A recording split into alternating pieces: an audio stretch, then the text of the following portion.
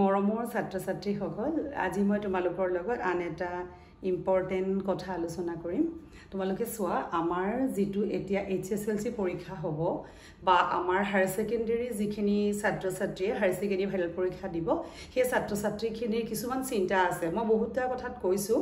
যে তোমালোকে প্ৰথমতে মাৰ্কছটোৰ বিষয়ে জানিব লাগিব যে পেপাৰত কেনেকৈ মাৰ্কছ আহিব সেই বিষয়ে আমি আলোচনা কৰিলো মই আকৌ এবাৰ পুনৰ তোমাক ক'ব বিচাৰিছো যে তোমালোকে চোৱা আগতে আমাৰ যিখন সেবা আছিল সেইখন আছিল secondary education board of Assam এইখনৰ তলত আমি HSLC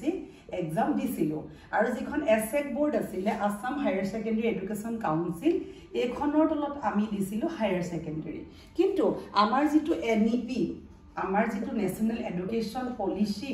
সেই পলিসি মতে আমাৰ যেটো শিক্ষা বৰ্ষ সলনি হৈছে বা আমাৰ প্যাটাৰ্ন সলনি হৈছে বা আমাৰ MCQ বেসড হৈছে কনসেপ্ট বেসড হৈছে সেইবিলাক আমাৰ গুটেইবোৰ আহি গল তাৰ লগে লগে আমাৰ এই নতুন এখন বোৰ্ড হল এই দুখন বোৰ্ড মিলি পেলাই আমাৰ এতিয়া এখনেই বোৰ্ড হ'ব সেই বোৰ্ডখনৰ নাম হৈছে এসএফ বোৰ্ড সেইখন Assam state school education board আৰু এই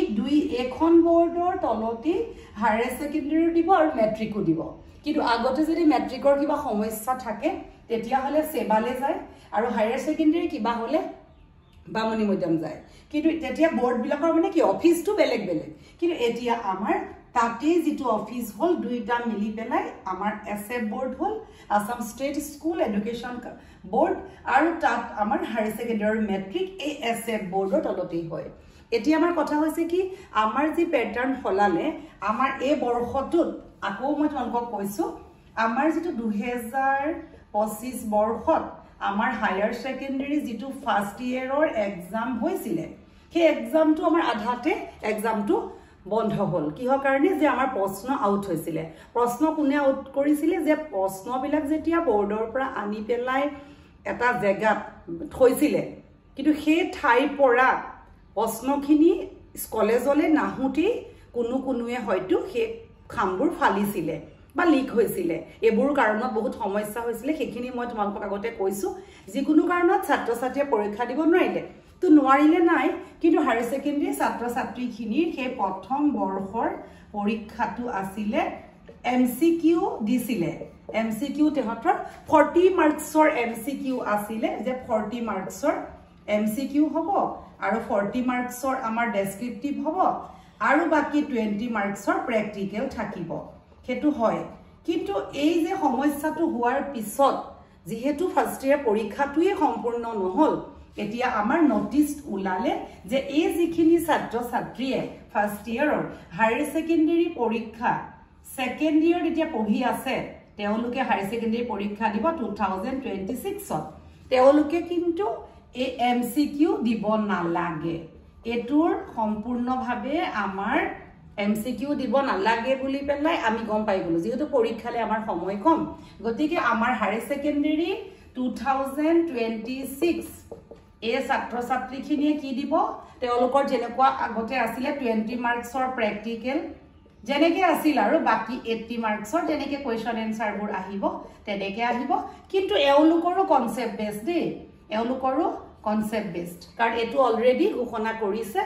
আৰু ইয়াৰ লগতে মই তোমালোকক কলো এটো হায়াৰ সেকেন্ডাৰী কাৰণে হৈ গল তোমালোকে MCQ কাৰণে চিন্তা কৰিব নালাগে এতিয়া একো নতুন ধৰণৰ নিৰ্দেশনা নাহে যি নিৰ্দেশনা আহিলে যে হায়াৰ সেকেন্ডাৰী MCQ এবছৰ নাহে কিন্তু যিখিনি যেটো বেটছে 2026ত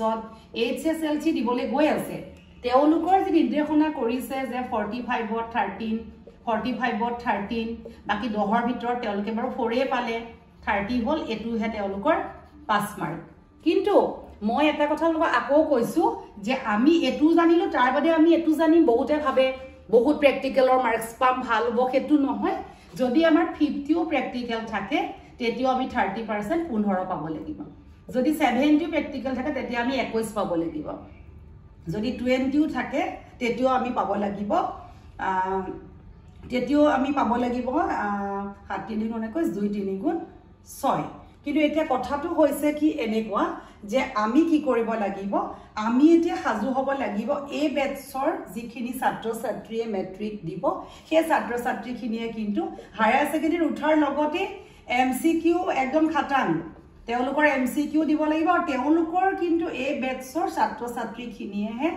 এই গোটেই ৰুল ৰেগুলেশ্যনখিনি পাব এবাৰৰ বেটছটো হাৰি গ'ল আৰু চিন্তা কৰিব নালাগে আৰু এটা কথা কওঁ যে তোমালোকৰ যিহেতু আমাৰ মই কৈছোঁ যে আমাৰ যিটো ছেছন সলনি হ'ব এই কথাটো আমাৰ চলি আছে যে তোমালোকৰ এক্সাম কিন্তু জানুৱাৰীতে হ'ব হায়াৰ ছেকেণ্ডেৰীও হ'ব আৰু HSLCৰো হ'ব এইটো কথা মই তোমালোকক কৈছোঁ কাৰণ কিয় কৈছোঁ যে আমাৰ যিহেতু বিধানসভাৰ নিৰ্বাচন আহি আছে নিৰ্বাচন যদি মে মাহত হয় তেতিয়াহ'লে যিহেতু আজিকালি ছেছনটো সলাব চাইছে জানুৱাৰীত পৰীক্ষা ষ্টাৰ্ট হ'ব বুলি মই ভাবিছোঁ কাৰণ এইটো হ'বও পাৰে তোমালোক কৈয়ে আছে আৰু অক্টোবৰ তোমালোকৰ বহুত কথা অক্টোবৰ মাহত তোমালোকৰ ফৰ্ম ফিল আপো দিছে মেট্ৰিকৰ গতিকে তোমালোকৰ এইটোৰ কাৰণে নিশ্চিন্ত থাকিবা এতিয়া আৰু 5 মাহ আছে যোৱা বছৰ হায়াৰ ছেকেণ্ডেৰী আৰম্ভ হৈছিলে 13 ফেব্ৰুৱাৰীৰ পৰা আৰু মেট্ৰিক আৰম্ভ হৈছিলে 15 ফেব্ৰুৱাৰীৰ পৰা এবাৰ যদি অন্তত ফেব্ৰুৱাৰী মাহটো নহৈ পেলাই